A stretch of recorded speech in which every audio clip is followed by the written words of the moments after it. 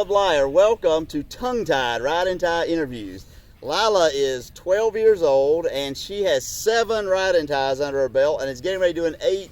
And we are at the Giddy Up and Run Ride and Tie right outside of Jamestown, Tennessee. But I want to talk to you first before we talk about ride and tie, about you and horses in general. When did you first start riding horses?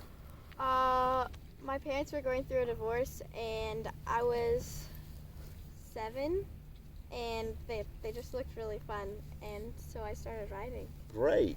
So has that been one of the ways that, going through a divorce is tough. Is that one of the ways that you kind of were able to find an outlet to heal a little bit? Yes, it was. It's been a major key in my life. I love all of the horses that we have now, and they've definitely helped me through a lot of things. So you have your own horses now?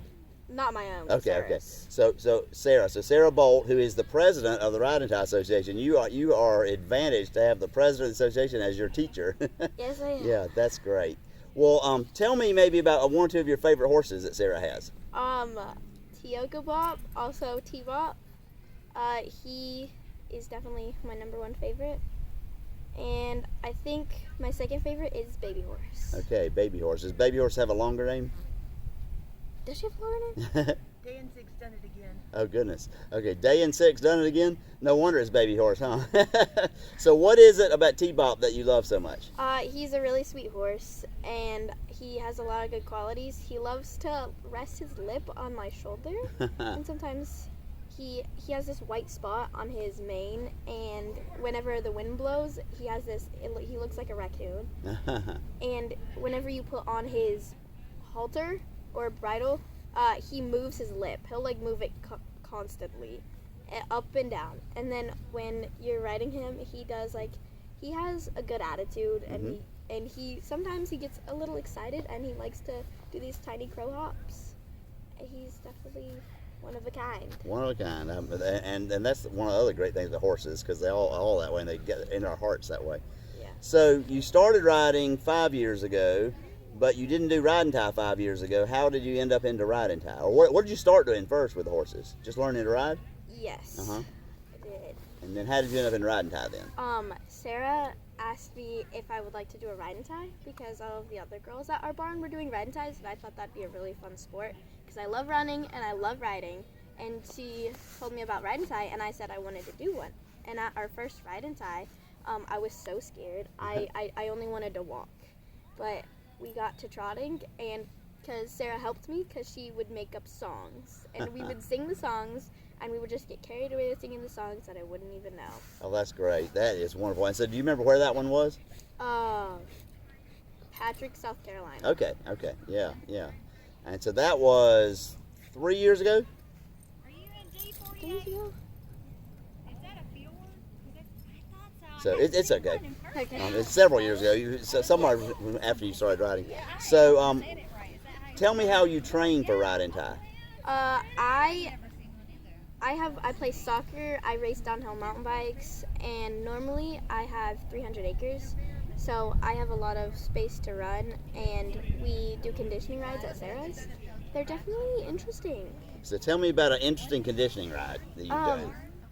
T-Bop, I was riding T-Bop, and there was a ton of geese in the field, and the geese started chasing us. Oh, goodness.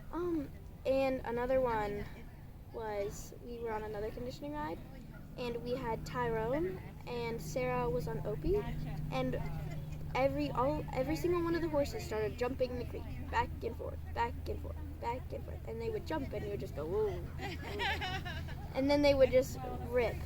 It was interesting. Okay. And I understand that you did 3 days in a row at Riding the Pines last year. Yes, So I did. tell me about each of those 3 days. The first day I did a 17-mile ride and tie, and I was definitely struggling. I didn't drink enough water, I didn't eat enough, and I was just not in the best mindset for that ride and tie, and I think definitely you have to be in a good mindset, and you have to sleep well, eat well, and drink well. And the second day was a lot better. We did a 9-mile, and I had food, I slept well, and I ran perfectly. And the next day we also did another 9, and it was better. I had so much fun on that one. I definitely progressed a lot from the 17 mile. So what was the difference from the first day to the last day, or the difference is? What made them better? Let me think. There was definitely, I had a better mindset. I wasn't that nervous. And I think they pep talked me a lot. Okay, yeah. And I felt a lot better. Okay. So do you typically get nervous before a riding tie? I do, so it's okay. Not anymore. Okay, yeah. I used to be really nervous. I used to be a really nervous person when it came to riding horses, but I'm really not anymore. I'm just happy to be here, and every time I don't really have any I'm not nervous before I hit the trail. Yeah. I'm more excited to see what the trail looks like and how much fun I'm going to have on the That's trail. great. That's great.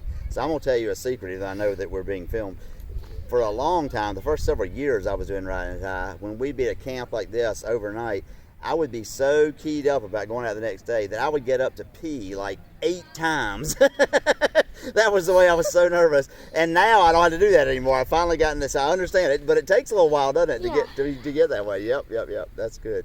Well, you talked a little bit about having to drink and eat enough. Have you learned that too, how to kind of manage that? Yes, it definitely depends on the snacks you put in your camelback and the water you bring and the sleep. So now I bring 2 sleeping pads, so my back's all comfy because my dad accidentally ran over me with a dirt bike when I was younger, so I have lower back problems. Oh dear. I love then that you still ride horses and run and mountain bike and all that. That's great. Yeah. Okay. So, what kind of snacks you put in the saddlebag?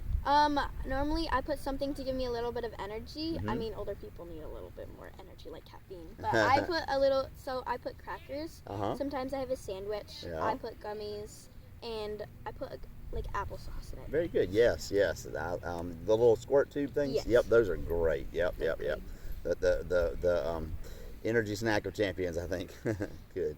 So tell me about some times. I know there have been a couple times that have been kind of challenging. You already a little bit, but there was one time you were coming over a log or something. The horse didn't want to go or something. Me and JJ, we got stuck in the thorn bush, and there was a tree down, and we had to go up and over the mountain. And normally I would be really scared, but I wasn't, and I kind of had no fear because I knew that I was the boss of him, and that I had trust in him, and I had trust in myself, and that you really need confidence to do it. And I just had that confidence, I guess. Oh, that's great. Yeah, I mean, you're right. They feed off us. If we're confident, they are. If we're not, they're not. Yeah, that's beautiful. So how about partners? You've been in 7 races. Who've been some of your human partners? I'm going to go ahead and say my best partner yet was Reed Pomeroy. She's one of my best friends, and I love going to all the rides with her, and I'm really close with her. And my second favorite was Sarah. And she's a funny partner. So the last ride and tie we did, what was that? Sugarloaf. Sugarloaf.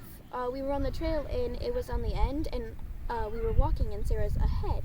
And then she goes, start trotting, and looks back, and so we start trotting. And so we're like, wait, and then so we keep increasingly getting closer, and she looks back again, and we're like about to run her over. And I lost my stirrup, and T-Bop started crow-hopping me while we were cantering. Oh no. He's an interesting horse. So either in a race or in practice or just whenever, have you ever been tossed, ever come off the horse? I have not. All right, very good. It'll happen one of these days, but I come off in the weirdest ways possible. Yeah. We were walking over a jump, and I just fell off T-Bop's neck. Yep. It's sometimes when you least expect it, isn't it? Yep. Yeah, I was really young. Good deal. Well, tell me, if there were other people, it could be kids like you, or maybe adults, were thinking about doing a riding tie. What would your encouragement be, or what would your advice be? Confidence is key. Love the horse, definitely. When you get out on the trail, you need to be calm because your horse will be like, oh my gosh, what is this new place? This is so fun. And for runners, I would say keep your arms straight and run at a steady pace, and drink lots of water the night before too. Very good, very good. Another thing I was thinking about when you talked a minute ago, when you're out, when you're competing, do y'all do mostly tying the horse and or do you just switch from the ground more? So we normally switch from the ground because there's not a lot of adults with us. Normally Sarah's the only one who comes with us. So we normally just like handoffs, and then we help each other get in the saddles, and then we run off. Yeah, it's always nice to have somebody give you a little boost up in it. Yeah, that's good. Okay. Well, thank you so much, Lilah, for being a part of this, and we'll be putting it on the air before too long. Okay. All right. Thank you. Bye.